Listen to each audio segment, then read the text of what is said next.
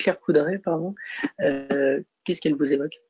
Bah, Anne-Claire, elle m'évoque plein de choses. Elle m'évoque déjà tout simplement, c'est rigolo, mais elle était à peine sortie de l'école, à peine 5 ans de l'école de Lille, et elle travaillait au bureau de Lille, et elle est venue nous faire cours. Donc moi j'étais à l'ESJ, et donc je l'ai eu comme prof, alors que finalement il n'y a pas énormément d'écart d'âge entre elle et moi. Et donc finalement, ça fait maintenant un petit moment que je connais Anne-Claire de fait, presque quasiment 20 ans. Et puis, Anne-Claire, après, c'est pour moi une grande journaliste de terrain parce que avant d'être présentatrice, les gens le savent peut-être pas, mais elle a fait beaucoup de reportages de guerre dans des situations De guerre. compliquées. Elle s'est énormément impliquée dans tout ça. Et donc, ça, encore plus, on le dit souvent, hein, mais forcément, c'est plutôt a priori un métier masculin pour certains d'aller se frotter dans des conditions si compliquées. Mais il y a beaucoup de femmes qui le font maintenant et Anne-Claire en faisait partie. Et puis, et puis évidemment présentatrice avec cette rigueur, toute cette manière de pouvoir justement vulgariser au maximum une information qui peut être compliquée. J'ai eu la chance de présenter avec elle de temps en temps lors des grands événements, des Coupes du Monde de rugby ou l'Euro en plateau, d'être chroniqueur avec elle. Et justement, c'était toujours hyper intéressant de pouvoir échanger. Bah, attends, à quoi, à ton avis, comment on attaque? Tiens, bah, toi, lance-moi plutôt sur ça et moi, je vais développer. Dans la manière d'échanger, c'était toujours un plaisir et ça l'est toujours aujourd'hui quand on fait différentes chroniques, que ce soit des rubriques demain, même si la rubrique demain actuellement elle est arrêtée, mais une rubrique tout en 3D et c'est sympa de pouvoir partager ça.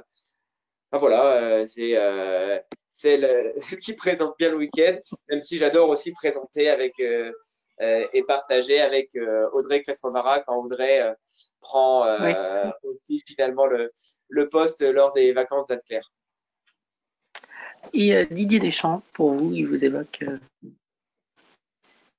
Et Didier Deschamps, alors Didier Deschamps, c'est bon, évidemment au niveau sportif déjà, c'est un palmarès incroyable, que ce soit en tant que joueur, en tant que sélectionneur.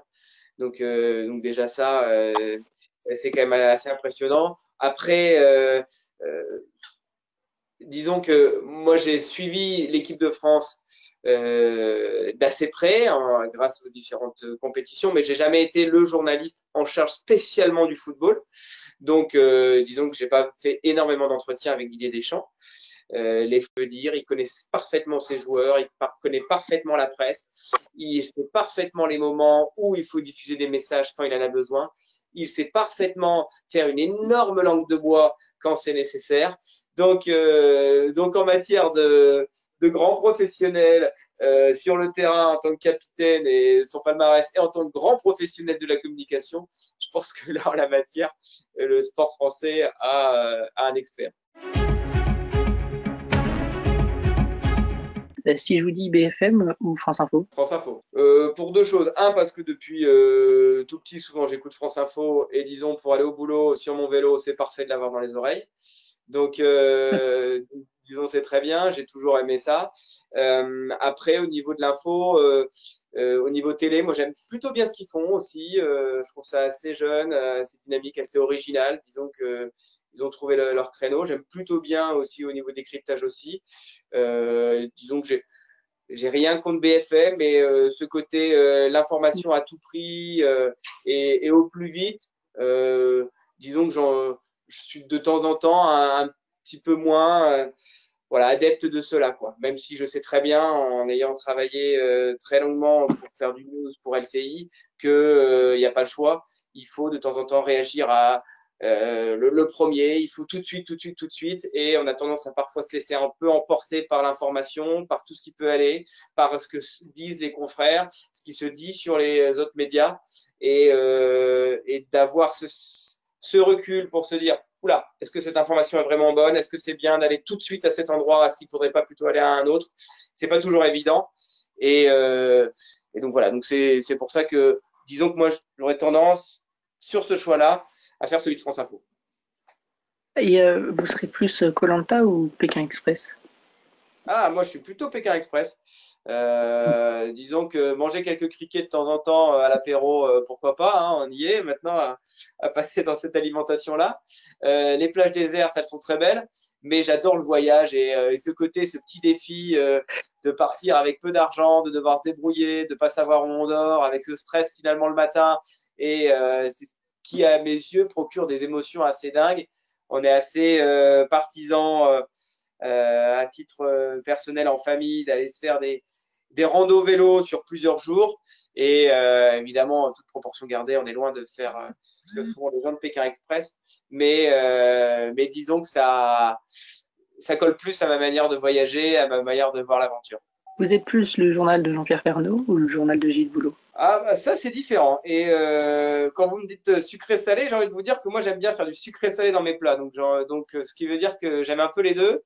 Et, et disons que dans le JT, dans le journal de Jean-Pierre Pernaut, j'adore, en tant que journaliste, aller raconter toutes ces histoires, d'aller au contact des gens, comme Jean-Pierre Pernaut aime aller à ce contact-là dans la France des régions. Et c'est vrai que là, on fait des rencontres incroyables, des aventures, oui, quelques aventures parfois, mais c'est surtout des découvertes. Et ça, au niveau humain, dans ce métier-là, c'est vraiment, vraiment super. Donc, j'adore faire ces reportages-là.